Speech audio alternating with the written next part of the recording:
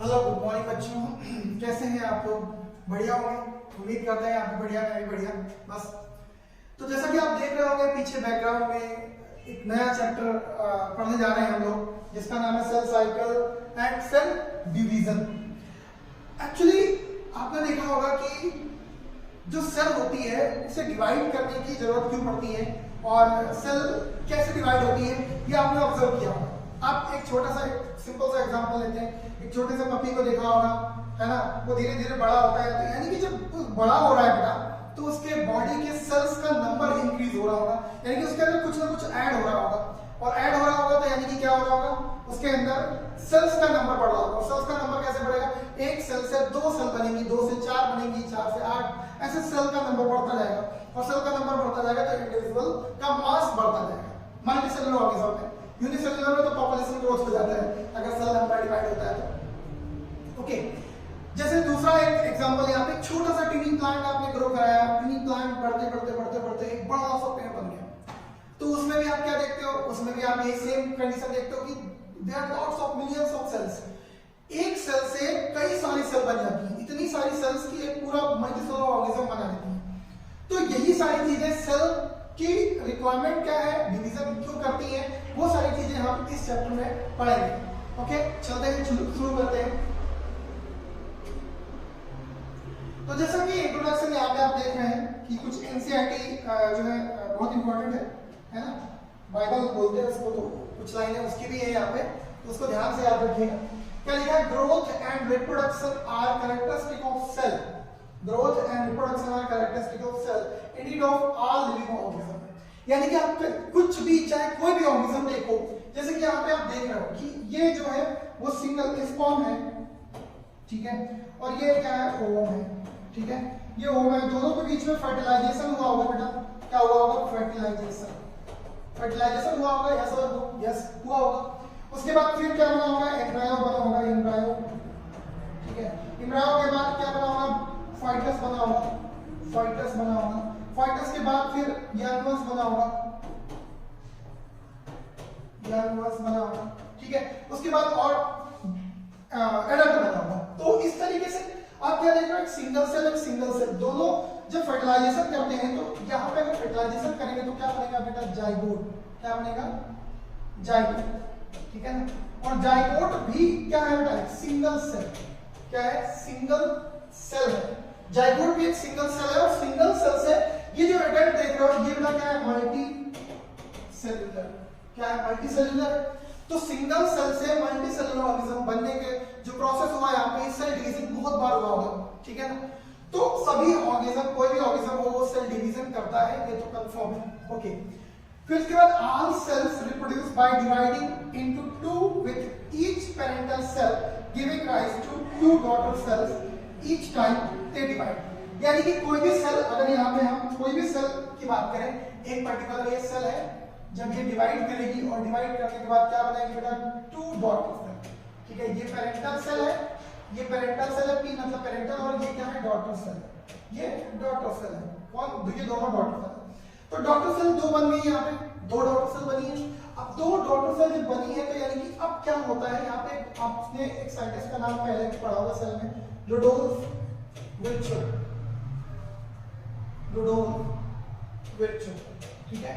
Rudolf Virchow sir ने क्या बोला है कि इन्होंने बोला है कि each and every cell comes from pre-existing cell, pre-existing cell, ठीक है।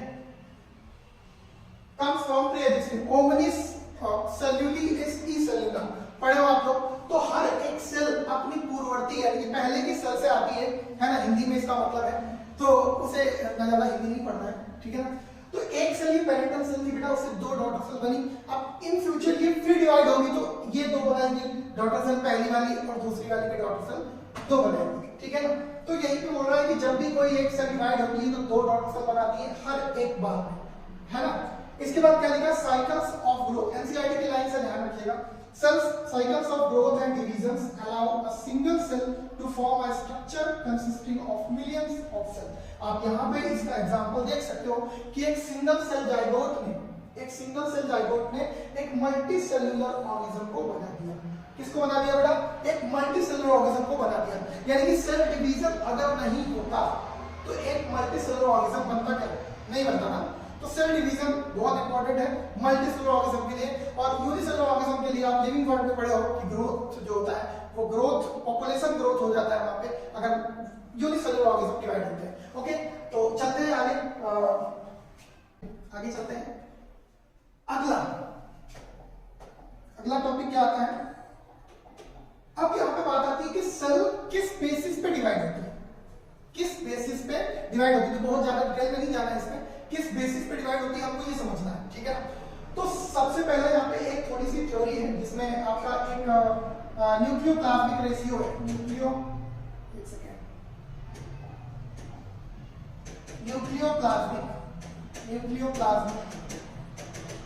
रेशियो। अब ये रेशियो क्या है बच्चा? ये रेशियो कुछ नहीं है, यहाँ पे आपका जो वॉल्यूम ऑफ न्यूक्लियस यानी कि वॉल्यूम ऑफ न्यूक्लियस, ठीक है, अपॉन वॉल्यूम ऑफ साइटोप्लाज्म, ठीक है, इसका जो रेशियो है उसी को हम लोग बोलते हैं न्यूक्लियोप्लाज्मिक रेशियो।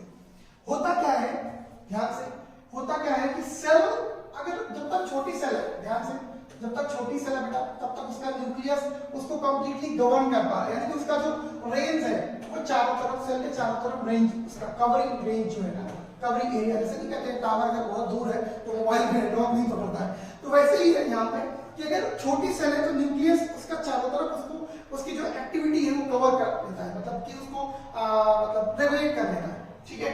लेकिन जैसे जैसे सेल क्या होती है, जैसे जैसे सेल बेटा बड़ी होती है तो उसका न्यूक्लियस ये छोटा है। अब क्या होता है, इसका रेंज तो यहीं तक है, इसका रेंज बेटा यहीं तक है। अब जब रेंज यहीं तक है तो आसपास का जो साइटोप्लाज्म और एरिया है वो कवर नहीं कर पा रहा। जब कवर नहीं कर पा रहा तो क्या होगा, जो रेशियो है इसका डिस्टर्ब होता है ना, रेशियो हो गया, यहाँ पे रेशियो डिस्टर्ब हो गया। और जैसे ही रेशियो डिस्टर्ब हुआ तो सेल क्या करेगी, सेल डिवाइड हो जाएगी, और जब डिवाइड हो जाएगी तो क्या होगा, फिर से वही कंडीशन आ जाएगी, छोटी से छोटा न्यूक्लियस और उसको कवर कर देगा कंप्लीट। यहाँ तक समझ आया? तो इस तरीके का इसको, तो volume of nucleus to volume of cytoplasm, एक तो ये रीजन हो गया, ठीक है। इसी को हम लोग कर्व थ्योरी भी बोलते हैं,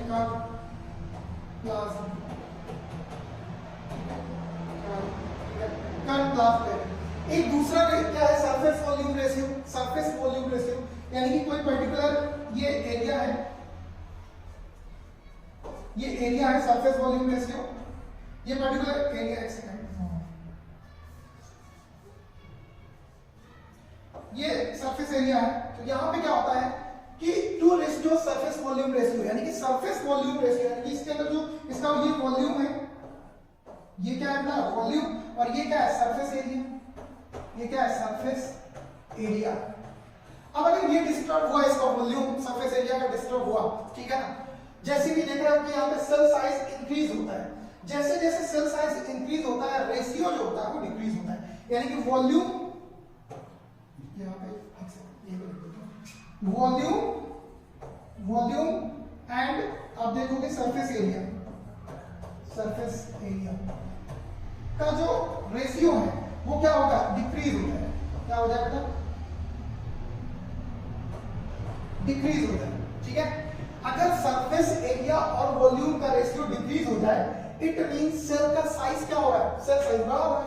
इट मींस क्या हो रहा है, सेल साइज क्या हो रहा है, इंक्रीज हो रहा है, ठीक है। सेल साइज इंक्रीज हो रहा है तो सरफेस एरिया वॉल्यूम क्या होगा, सरफेस एरिया वॉल्यूम का रेशियो क्या होगा, वॉल्यूम और सरफेस एरिया का रेशियो क्या होगा, डिक्रीज होगा। तो जब रेशियो डिक्रीज है, जैसे जैसे ये रेशियो डिक्रीज होगा वैसे वैसे सेल का एफिशिएंसी भी डिक्रीज होगा, और जैसे जैसे बेटा सेल का एफिशिएंसी डिक्रीज होगा तो सेल अपने आप को रिस्टोर करने के लिए फिर से वो surface area volume ratio restore करने के लिए फिर से क्या हो जाएगी, डिवाइड हो जाएगी। बात समझे कि नहीं, कोई दिक्कत? तो यहाँ पे दो बेसिस है, एक तो आपका न्यूक्लियोसाइटोप्लाज्मिक रेशियो और दूसरा आपका है न्यूक्लियोसाइटोप्लाज्म, यहाँ पे साइटो लगा दीजिएगा, न्यूक्लियोसाइटोप्लाज्म, और एक दूसरा है सरफेस एरिया वॉल्यूम।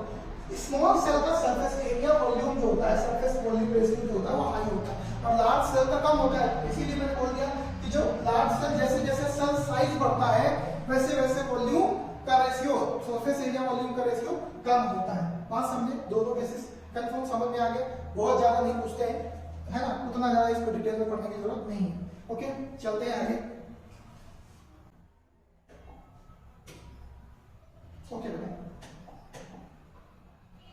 अब हम लोग क्या पढ़ेंगे, सेल साइकिल। एक्चुअल में सेल डिवाइड जो होती है उसके पहले उसमें बहुत सारे फंक्शंस होते हैं जो उसे कंप्लीट करने पड़ते हैं। जैसे आप कोई काम करने जा रहे होते हो, है ना, तो जैसे कोई काम करने जा रहे हो तो पहले आपको उसके लिए सोचना पड़ता है कि वो काम सक्सेस होगा कि नहीं होगा, है ना, उसके लिए हमें पैसा इकट्ठा करना पड़ेगा, उसके लिए हमको ये अरेंजमेंट करना पड़ेगा। घर मान लीजिए कार खरीदने जा रहे हैं तो पैसा भी अरेंजमेंट करना है, घर में खड़े करने के लिए जगह भी बनानी है, तो ये सारी चीजें हमें पहले अरेंज करनी पड़ती है, तो तब जाके हम फाइनल डेस्टिनेशन पे पहुंचते हैं। तो सेम कंडीशन यहाँ पे भी है ऐसी कि अगर हम ये सारी चीजें जो है अरेंज कर लें तो क्या होगा, ऐसे सेल, सॉरी हम नहीं, सेल ऐसे ही सेल अरेंज करती है सारी चीजें और अरेंज करने के बाद डिवाइड होती है। कंफर्म? तो चलते हैं जरा इसको समझते हैं। चलिए तो समझते हैं इसको। सेल साइकिल, देखो सेल साइकिल क्या है, सीक्वेंस ऑफ इवेंट्स। कई सारे इवेंट्स होते हैं जिनका सीक्वेंस ही सेल साइकिल कहते हैं इसे, ठीक है।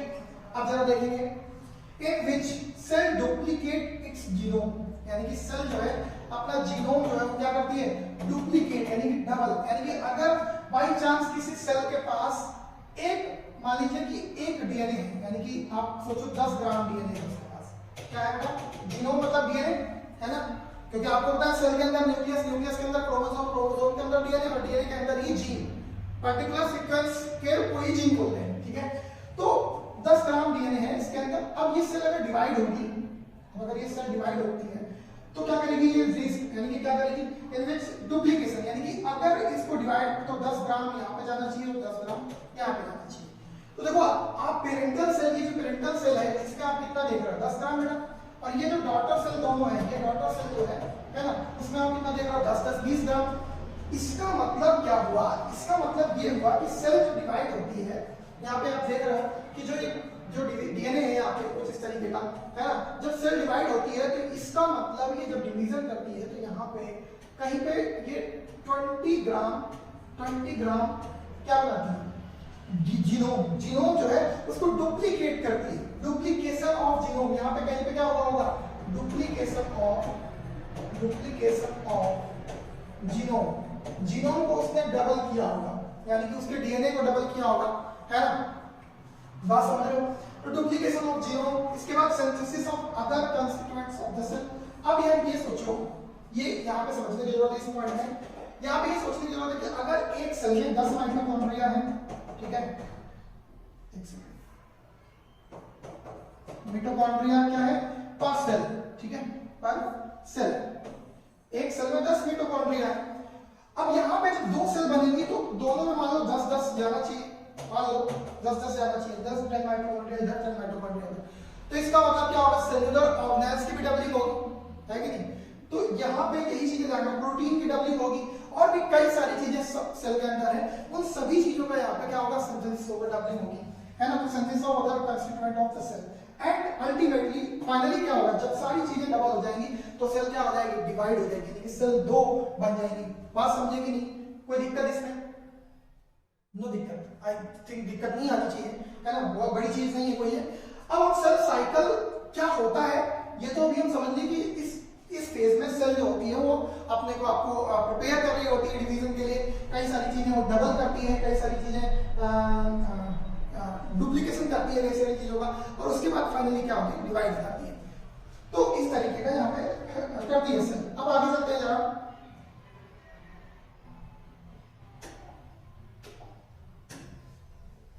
देखते हैं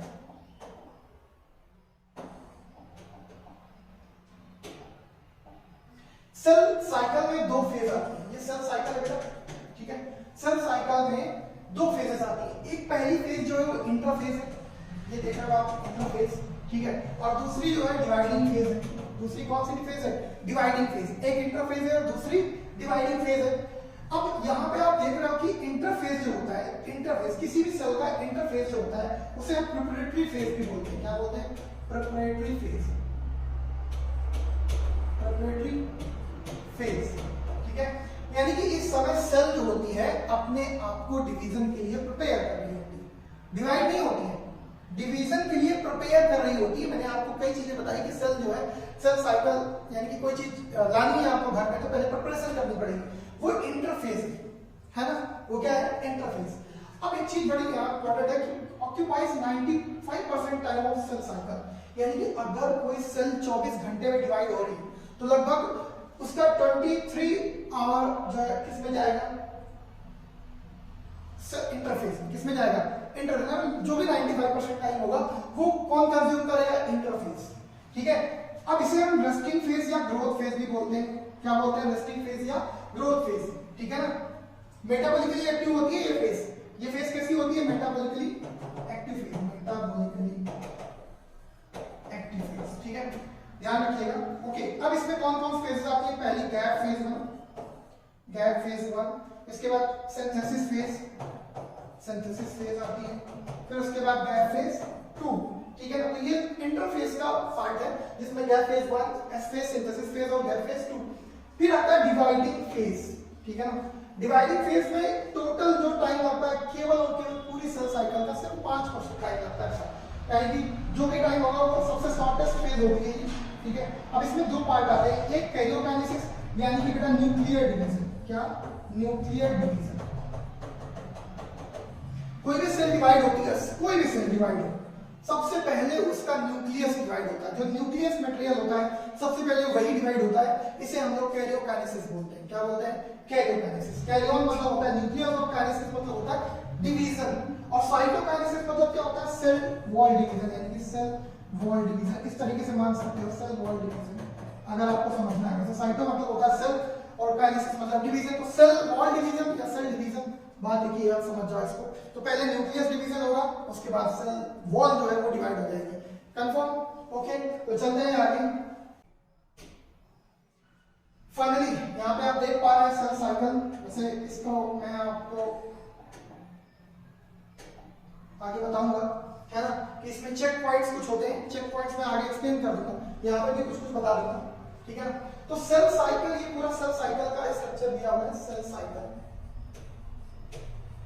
ठीक है, इसमें आप देख रहे हो कि जो यहां से लेकर के और यहां तक के जो ब्लू वाला पार्ट देख रहे हो, this one is a interface. इसे हम लोग इंटरफेस बोलते हैं। क्या बोलते हैं बेटा, इंटरफेस। इसे क्या बोलते हैं, इंटरफेस। इंटरफेस बोलते हैं इसे। और ये कितना टाइम ले रहा है, आपने पढ़ा पीछे 95% है of total sale cycle. 95% time ये कंज्यूम करेगा। ओके, 95% टाइम ये कंज्यूम करेगा। उसके बाद फिर अब इसमें क्या क्या आता है, G1 फेज, फिर S फेज यानी कि सिंथेसिस फेज, यहाँ पे सिंथेसिस फेज। ठीक है, गैप फेज 2, ठीक है, गैप फेज 1। ओके, इस तरीके से सेल साइकिल। अब जो ये फेज है इसे माइटोटिक फेज या डिवीजन फेज बोलते हैं।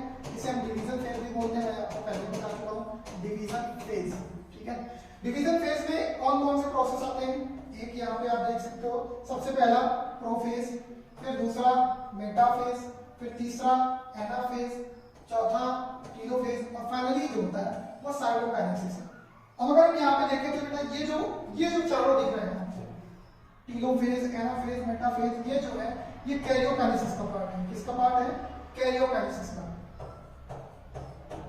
किसका पार्ट है, ये कैरियोकाइनेसिस का पार्ट है। और उसके बाद फाइनली जब न्यूक्लियर डिवीजन कंप्लीट हो जाता है तो उसके बाद क्या होता है, साइटोकाइनेसिस। और फाइनली फिर से सेल जो होती है वो इंटरफेज में एंटर हो जाती है।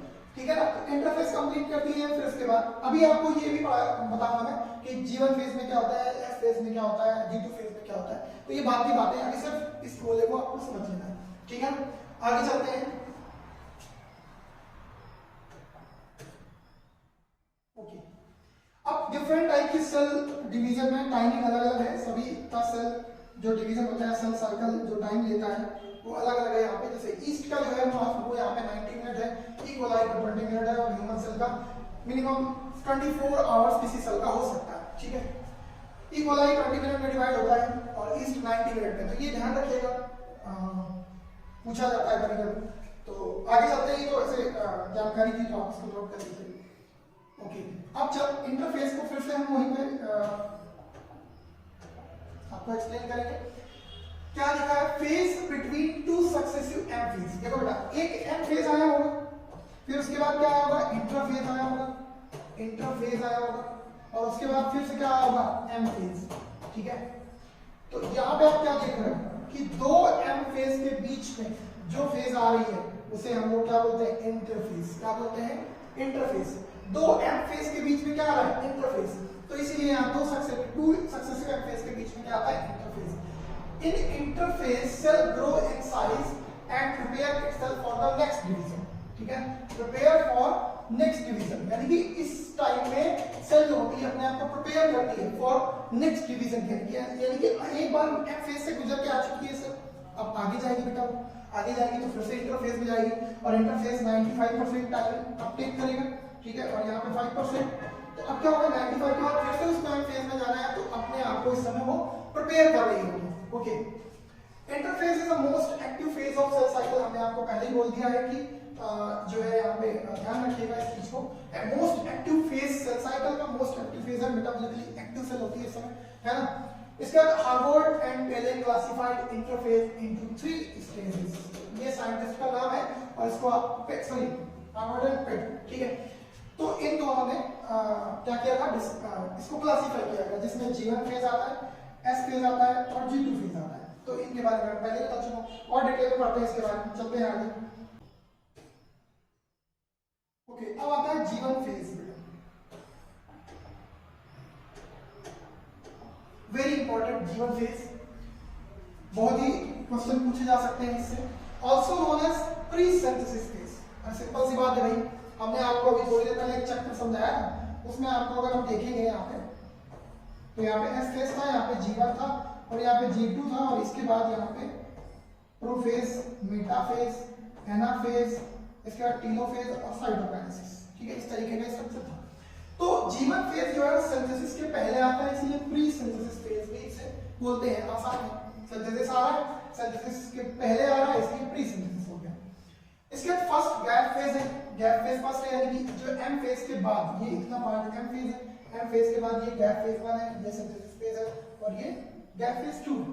ठीक है, interval between mitosis and initiation of DNA replication. अब जरा इस पॉइंट को समझना है, इस पॉइंट को अच्छे से समझना है। इंटरवल बिटवीन माइटोसिस, यानी कि एक बार सेल डिवीजन हो गया है, सेल डिवीजन हो गया है। ठीक है, डिवीजन हो गया मतलब एम फेज आया होगा। ठीक है, डिवीजन के बाद क्या आएगा, गैप फेज 1, गैप फेज 1 आएगा, और गैप फेज 1 यानी कि G1 फेज हो गया, और उसके बाद क्या होता है, S फेज आता है। क्या आता है बेटा, S फेज। और S फेज में क्या होता है, डुप्लीकेशन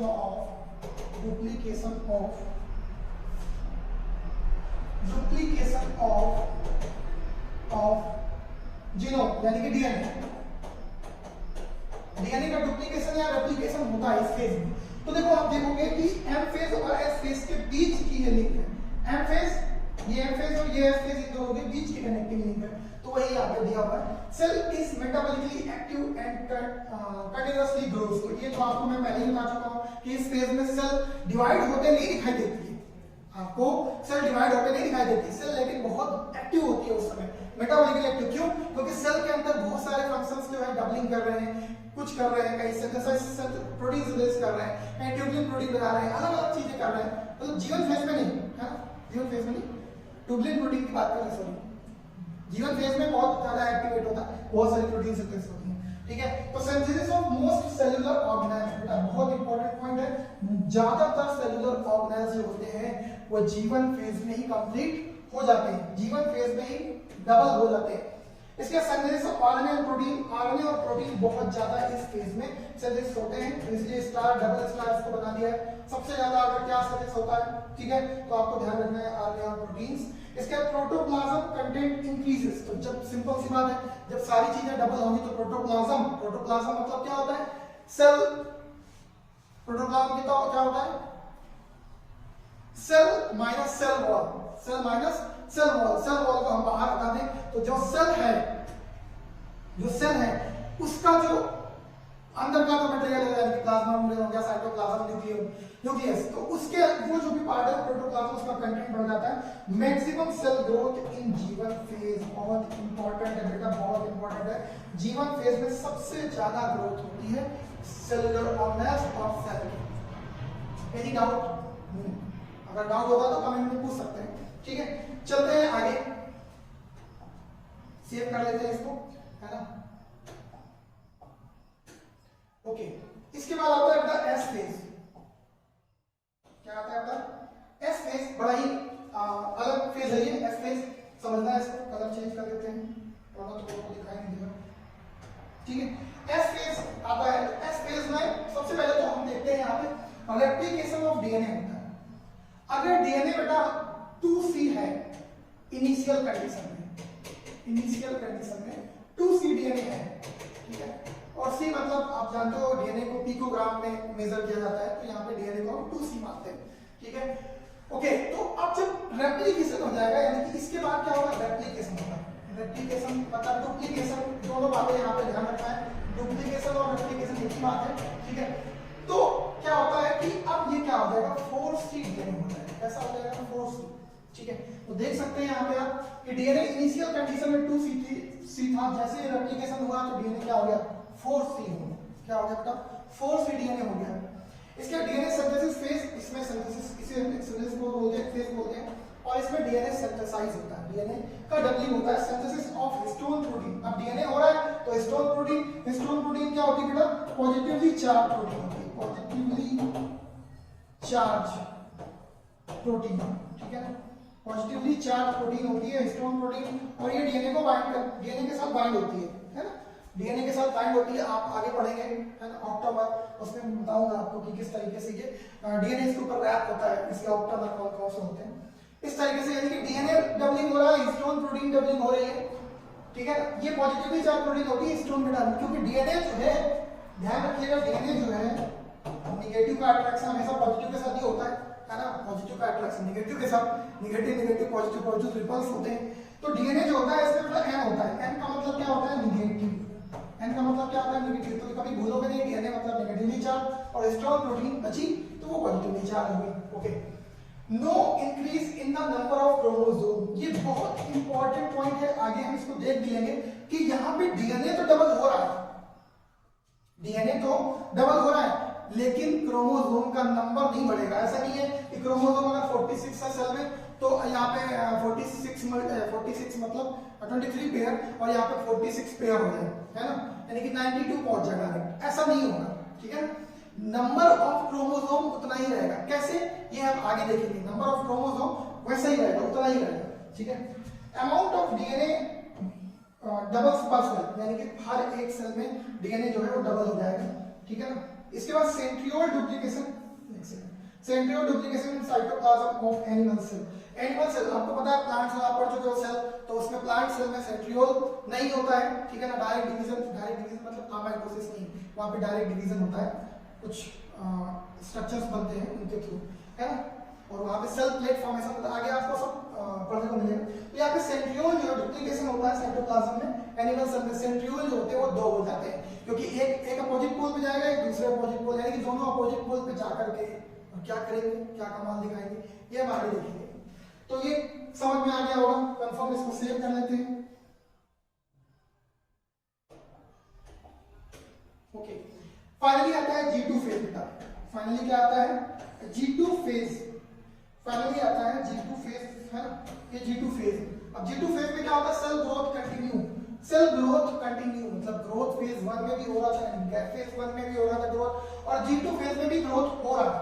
अब यहाँ पे क्या, किस चीज का ग्रोथ होगा, ये बड़ा इंपॉर्टेंट है। यहाँ पे सिंथेसिस, हमने आपको बोला था सिंथेसिस ऑफ ट्यूबुलिन प्रोटीन, बहुत इंपॉर्टेंट है बच्चा। ट्यूबुलिन प्रोटीन जो है ये इसका सिंथेसिस होगा ट्यूबुलिन प्रोटीन का, है ना। ट्यूबुलिन प्रोटीन जो है वो डबल होगी। Okay, post DNA synthesis phase, DNA इसको, इस फेज को हम लोग पोस्ट डीएनए सिंथेसिस, क्योंकि जीवन को हम लोग क्या बोलते थे? प्री सिंथेसिस फेज, यानी कि सिंथेसिस के पहले वाली, और यहाँ पे क्या बोलेंगे? Post synthesis phase. और फाइनल प्रिपरेटरी फेज ये जो, जिसमें सेल कंप्लीटली क्या हो जाती है? प्रिपेयर हो चुकी होती है। अब वो किसमें एंटर होने वाली होती है? एम फेज में। एम फेज मतलब माइटोटिक फेज यानी कि डिवीजन फेज में एंटर होने वाली होती है। तो ये G2 फेज तक हमारा सेल साइकिल कंप्लीट हो जाता है और हम सेल साइकिल इंटरफेज कंप्लीट हो जाता है, गलती से सेल साइकिल मिल गया। तो इंटरफेज यहाँ तक कंप्लीट हो जाता है। उसके बाद फाइनली जो है आता है आपका G0 फेज। ये सेल साइकिल में एक G0 फेज भी होता है। अब सेल साइकिल आपको मैंने अभी थोड़ी देर पहले दिखाई थी, वहां पे अगर हम चले वापस तो आप देख सकते हैं, एक डायग्राम में आप देख सकते हैं। ओके ओके, ये यहां पे आप देख रहे हो, ये है बेटा G0 phase.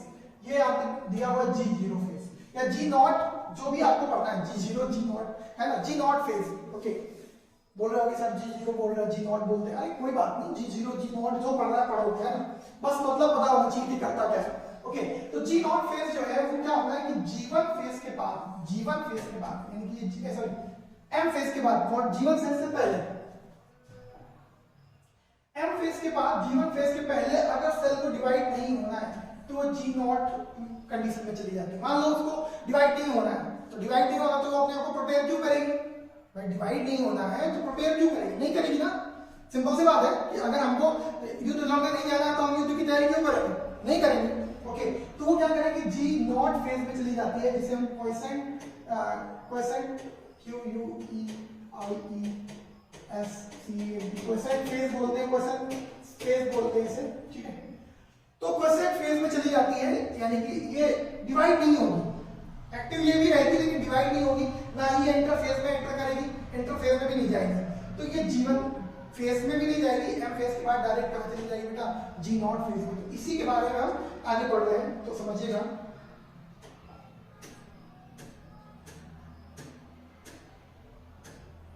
Okay, G0 phase देखेंगे यहाँ पे G0 फेज क्या है। These cells do not divide, further exit G1 phase to enter in active stage called quiescent stage, यानी कि G0 फेज में एंटर कर जाती है ऐसी सेल, ठीक है ना। इनको डिवीजन नहीं करना होता है, इसलिए G0 फेज में एंटर कर जाती है और इस फेज को हम क्वेसेंट फेज बोलते हैं, ठीक है ना।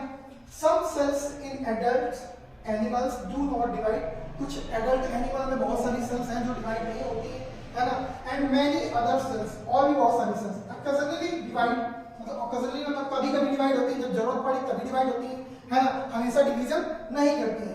As needed to replace cells that have been lost because of injury. मान लेते हैं कि जैसे यहाँ पे आप देख रहे हो कि इस तरीके का नेल्स जो है वो यहाँ पे क्या हो गया, डिस्टर्ब हो गया, तो क्या होगा यहाँ पे इस तरीके से डिवाइड हो रही है। जनरली तो सेल पहले नहीं डिवाइड हो रही थी, यहाँ पे पहले सेल नहीं डिवाइड हो रही थी, जब एक्सरे हुआ तो बेटा क्या हुआ, उसको कंप्लीट किया, कंप्लीट करने के बाद इस तरीके से दिखा, तो ये क्या हुआ, कंडीशन में G0 कंडीशन में सेल चली गई और वो डिवाइड नहीं हो रही है। जब जरूरत लगा, जब इंजरी को रिप्लेस करना हुआ तो वो डिवाइड हो गई। हार्ट की वॉल की सेल जब इंजरी होती है तो वो रिप्लेस करती है। मसल्स में ऐसा होता है, मसल्स की सेल जो होती है वो जब जरूरत पड़ती है तब डिवाइड होती है। तो इसीलिए ध्यान रखिएगा कि ऑक्सीजन डिवाइड होती है। इसका सेल्स आर मेटाबॉलिकली एक्टिव होती है। यहाँ पे भी मैंने बोल दिया, पीछे भी बोला था कि G0 फेज में जाने का मतलब ये नहीं कि सेल सो गई है ना, और सो भी गई है तो सांस ले रही बराबर, उसकी बॉडी के सेल के अंदर जो भी एक्टिविटी है वो चल रही है, but no longer divide unless called on to do so, यानी कि जब तक उसको जरूरत नहीं पड़ेगी तब तक वो डिवाइड नहीं होगी, जब तक जरूरत नहीं पड़ेगी तब तक वो डिवाइड नहीं होगी, ये ध्यान रखिएगा। जैसे example heart cell, muscle cell, etcetera और भी सेल्स होती हैं बहुत सारी, ठीक है ना।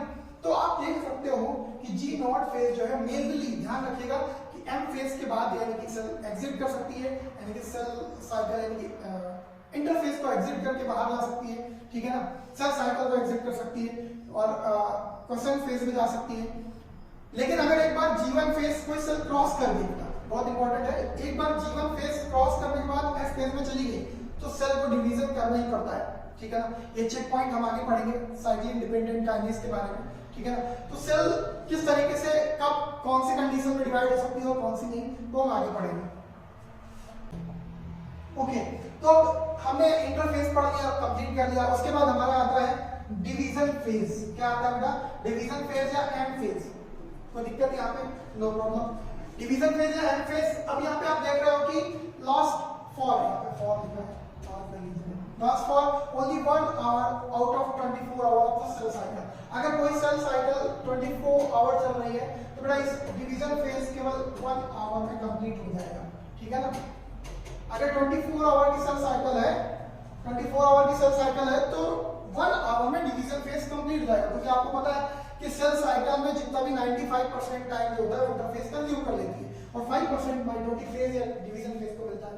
तो देखो सबसे पहले डिवीजन फेज में क्या क्या होता है, एक तो पहला कैरियोकाइनेसिस और दूसरा साइटोकाइनेसिस। कैरियोकाइनेसिस मतलब आपको बता चुका हूं मैं, न्यूक्लियर डिवीजन और साइटोकाइनेसिस। अब कैरियोकाइनेसिस में कौन कौन सी फेजेस होती हैं, पहली फेज प्रोफेज होता है, फिर उसके बाद मेटाफेज होता है, फिर उसके बाद एनाफेज और फाइनली टीलोफेज। और टीलोफेज के बाद क्या आता है, साइटोकाइनेसिस।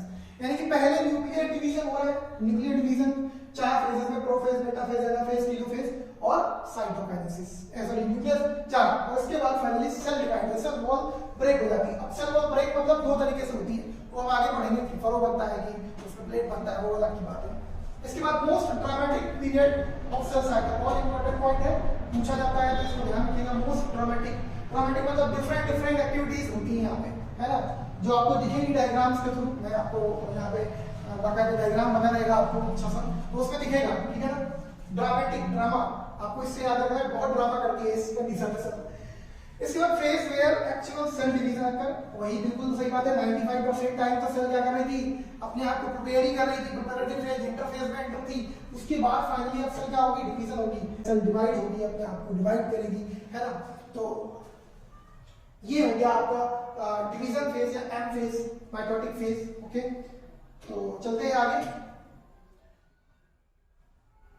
अब यहां पे हम लोग पढ़ेंगे क्या कि सेल डिवीजन कितने टाइप का होता है। सेल डिवीजन देखो, टाइप्स ऑफ सेल डिवीजन आप देख सकते हो यहाँ पे। सेल डिवीजन जो है वो कितने टाइप का होता है, एक तो अमाइटोसिस, दूसरा होता है माइटोसिस, दूसरा क्या होता है माइटोसिस, और तीसरा बेटा मियोसिस, ठीक है। सबसे पहले तो अमाइटोसिस जो है वो डायरेक्ट डिवीजन होता है। क्या होता है, डायरेक्ट डिवीजन। राइटिंग थोड़ा सा देख लेना, ठीक है। अमाइटोसिस मतलब डायरेक्ट डिवीजन होता है। डायरेक्ट डिवीजन का मतलब सीधा सा क्या है, डायरेक्ट डिवीजन का मतलब सीधा सा ये दोनों पॉइंट है, क्रोमोसोम फॉर्मेशन नहीं होता है। यहाँ पे क्रोमोसोम फॉर्मेशन नहीं होता है। ऐसे सेल में क्रोमोसोम फॉर्मेशन नहीं होता है, यानी कि सेल जनरली ऐसे सेल बनी, इस तरीके से सेल है ये आपकी, इसके अंदर ये न्यूक्लियस है और वो आगे चल के इस तरीके से न्यूक्लियस डिवाइड हो गया दो पार्ट में, और सेल कुछ टाइम बाद धीरे धीरे सेल भी डिवाइड हो गई और फाइनली सेल इस तरीके से डिवाइड हो गई, इस तरीके से उसका न्यूक्लियस अब डिवाइड हो चुका है। तो इस तरीके से डायरेक्ट डिवीजन हो जाता है। यहाँ पे स्पिंडल फॉर्मेशन नहीं बनता है, क्रोमोसोम फॉर्मेशन। स्पिंडल फॉर्मेशन क्या होता है बेटा, स्पिंडल जो होते हैं वो सेल डिवाइड होती है तो इस तरीके से अपोजिट पोल पे सेंट्रियोल जाते हैं और बीच में क्रोमोसोम रहता है, इसको ये पकड़ करके स्पिंडल फाइबर बना करके पकड़ते हैं और अपनी अपनी तरफ खींचते हैं। आधे क्रोमोसोम उस तरफ, आधे क्रोमोसोम इस तरफ, है ना। या आधा डीएनए उस सेल में, अगली सेल में आधा इस तरफ जाएगा और आधा इस तरफ जाएगा। ये कंडीशंस आती है किसमें, स्पिंडल फॉर्मेशन। लेकिन यहाँ पे स्पिंडल फॉर्मेशन नहीं हो रहा है क्योंकि डायरेक्ट डिवीजन है। डायरेक्ट डिवीजन मतलब न्यूक्लियस डिवाइड होगा, उसके बाद सेल डिवाइड हो जाएगी। ओके, न्यूक्लियर कंस्ट्रक्शन यानी कि न्यूक्लियर कंस्ट्रक्ट होकर के डिवाइड होगा, फॉलोड बाय साइटोप्लाज्मिक कंस्ट्रक्शन, उसके बाद साइटोप्लाज्म कंस्ट्रक्ट होकर के डिवाइड हो जाएगा। Okay, unequal distribution of chromatin, बिल्कुल इसके अंदर में जो इस कंडीशन में क्या होता है कि हो सकता है कि किसी सेल में बड़ा न्यूक्लियस चला जाए, किसी सेल में छोटा न्यूक्लियस, यानी कि ये सेल के अंदर बड़ा न्यूक्लियस आ गया, ये सेल के अंदर छोटा न्यूक्लियस आ गया। Nucleus in the sense material, जो जेनेटिक मटेरियल है वो किसी में ज्यादा जा सकता है, किसी में कम जा सकता है, ऐसा पॉसिबिलिटी है। तो बहुत सारे ये किसमें होता है, अमाइलोसिस, जैसे बीजीए हो गया, बैक्टीरिया हो गया, इन सब में ये होता है। कौन सा, अमाइलोसिस, बात समझेगी। ओके, माइटोसिस क्या है, अच्छा यहाँ पे एक चीज और ध्यान रखिए, discovered by mister Walther Flemming, ठीक है, फ्लेमिंग ने इसको डिस्कवर किया। माइटोसिस क्या होता है, इक्वेशनल डिवीजन। माइटोसिस क्या है बेटा, इक्वेशनल डिवीजन का मतलब क्या है जरा समझेंगे। एक सेकंड, अगर बाय चांस ये सेल है 2n सेल है, ठीक है, बहुत ध्यान से, 2n सेल है, जब ये डिवाइड होगी तो ये दो सेल बनाएगी यहाँ पे, एक 2n ये बन गई और एक 2n ये बन गई। यानी कि 2n मतलब नंबर ऑफ क्रोमोसोम जितना पेरेंटल सेल में था उतना ही बेटा ये डॉटर सेल में है। ये डीसी पांडे नहीं है ना, फिजिक्स तो ये क्या है, डॉटर सेल, जितना पेरेंटल सेल में है उतना ही डॉटर सेल में है। देखो 2n equals to diploid number of chromosome, यहाँ पे भी है, डॉटर सेल में भी डिप्लॉयड है। इसका मतलब क्या हो रहा है, नंबर ऑफ क्रोमोसोम इक्वल रह रहा है, क्या रह रहा है, नंबर ऑफ क्रोमोसोम इक्वल रह रहा है। तो जब नंबर ऑफ क्रोमोसोम इक्वल, इसलिए हम इससे बोलते हैं इक्वेशनल डिवीजन। क्या बोलते हैं, इक्वेशनल डिवीजन। इसे क्या बोलते हैं, इक्वेशनल डिवीजन। और इसको डिस्कवर किया था फ्लेमिंग, ठीक है, फ्लेमिंग ने इसको भी डिस्कवर किया इसको। अब फाइनली आते हैं मियोसिस, ठीक है, ये भी ओवरव्यू चल रहा है सर, अभी हम इसके बारे में डिटेल में जाएंगे, है ना, आप देखते होंगे एनसीईआरटी में डिटेल में है, तो हम भी डिटेल में जाएंगे। ओके, मियोसिस जो है इसे कैसे समझेंगे, एक 2n सेल है मान लो, इसके बाद एक 2n सेल है और वो क्या करती है, पहले 2n सेल बनाती है, ठीक है, और फिर से ये फर्दर डिवाइड होती है और ये n और ये भी डिवाइड होगी तो n और ये भी डिवाइड होगी तो n, ठीक है। तो आप देख सकते हो कि एक 2n सेल से मियोसिस में एक 2n सेल से कितनी n सेल बन जाती है, n कितनी होगी बेटा, 4n cell. Sir how can possible, ये कैसे हो गया, ये कैसे हो गया कि 2n से, तो भाई हम सोच सकते हैं n plus n equals to 2n, n plus n equals to 2n। तो जैसे कि यहाँ देख रहे हो 2n से 2n दो बार बना 4n हुआ, है ना, 2n ये 4n हुआ। अगर इसको अलग अलग कर दें तो बेटा 4n हो जाएगा कि नहीं हो जाएगा। चलो देखो जरा, इसमें क्रोमोसोम जो पेरेंटल सेल है, पीसी मतलब प्रियंका चोपड़ा नहीं, ठीक है, 2n यानी पेरेंटल सेल जो है वो डॉटर सेल में, देख रहे हो ये डॉटर सेल है, ये क्या है, डॉटर सेल, इनमें जो है क्रोमोसोम नंबर हाफ हो गया है, रिड्यूस हो गया है। इसीलिए इस डिवीजन को हम लोग क्या बोलते हैं, रिडक्शनल डिवीजन। क्या बोलते हैं इसे, reductional division. Okay, discovered by Hartley, याद रखिएगा, याद रखिएगा। अब जरा देखते हैं इसको कि एक्चुअल में माजरा क्या है कि ये 2n से 4n कैसे बन गया। तो पहला वाला जो डिवीजन होता है बेटा वो रिडक्शनल होता है, बहुत ध्यान से, रिडक्शनल होता है मतलब पहली जो सेल डॉटर पेरेंटल सेल ने जब डिवीजन किया होगा तो पहला जो डिवीजन है उसमें क्रोमोसोम नंबर रिड्यूस हो गया, हाफ एक सेल में चला गया, हाफ एक सेल में चला गया, कोई दिक्कत, इसे हम डिटेल में भी पढ़ेंगे, टेंशन लेने वाली कोई बात नहीं। एक हाफ एक सेल में चला गया, हाफ दूसरी सेल में चला गया।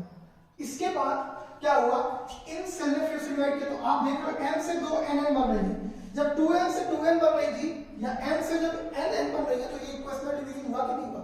इसका मतलब जो दूसरा डिवीजन है वो इक्वेशनल, ये वाला एरिया जो है वो इक्वेशनल डिवीजन है, इक्वेशनल डिवीजन। कैसा डिवीजन है, इक्वेशनल डिवीजन, यानी कि मियोसिस जो है ये 2 सक्सेसिव डिवीजन होते हैं, इसमें 2 सक्सेसिव डिवीजन, कैसे डिवीजन होते हैं, 2 सक्सेसिव डिवीजंस होते हैं, 2 सक्सेसिव, पहला रिडक्शनल डिवीजन और दूसरा इक्वेशनल डिवीजन, यानी कि मियोसिस फर्स्ट और मियोसिस सेकंड। आगे हम पढ़ेंगे इसके बारे में, meiosis first and meiosis second. Okay